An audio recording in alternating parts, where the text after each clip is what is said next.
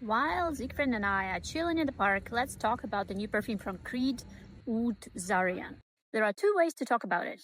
First, factual, and second is contextual. And I'm going to give you both the facts about the perfume and the context that influences my opinion. It is a very strong and powerful perfume. It's a woody ambery concoction that oozes gourmand vibes, drenched in toffee-like sweetness and chewiness, a lot of spices, this sweetness of tonka bean that gives a rich character, creaminess of sandalwood, smokiness and almost tobacco, although I think tobacco is not even listed as a note. Licorice gives the composition an interesting twist, otherwise it would be extremely heavy and just sticky. Performance is insane. It is a monster really in terms of projection and also longevity. 6 hours and I could still feel the room with this perfume.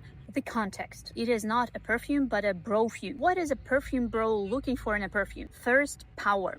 The perfume has to be very powerful, both in terms of projection and longevity, because this demographic often confuses these two features with quality. OUD ZARIAN is extremely powerful, almost comical, like a caricature, because it's so exaggerated. Second, the bros have decided that OUD is the ultimate sign of scented masculinity. And with this release, Creed is completely leaning into this BS. But I don't think there is any significant quantity of real oud in the perfume.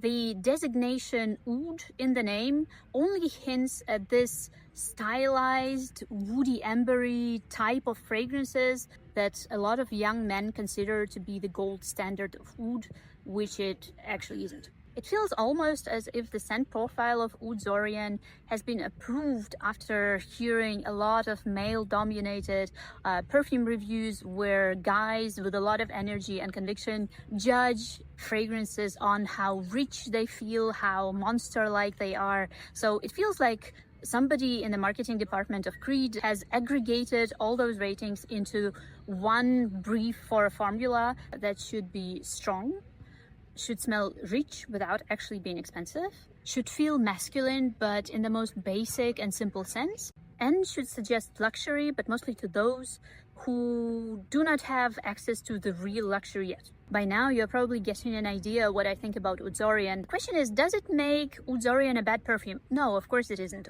OUD ZARIAN is simply a product of its time. I think it does capture the Zeitgeist, but already slightly lagging behind, because I see a lot of young male customers asking for fresher scent, for citrusy scent. So I think the tide is changing, and OUD ZARIAN might be the final strong, loud accord in this symphony of monster scents.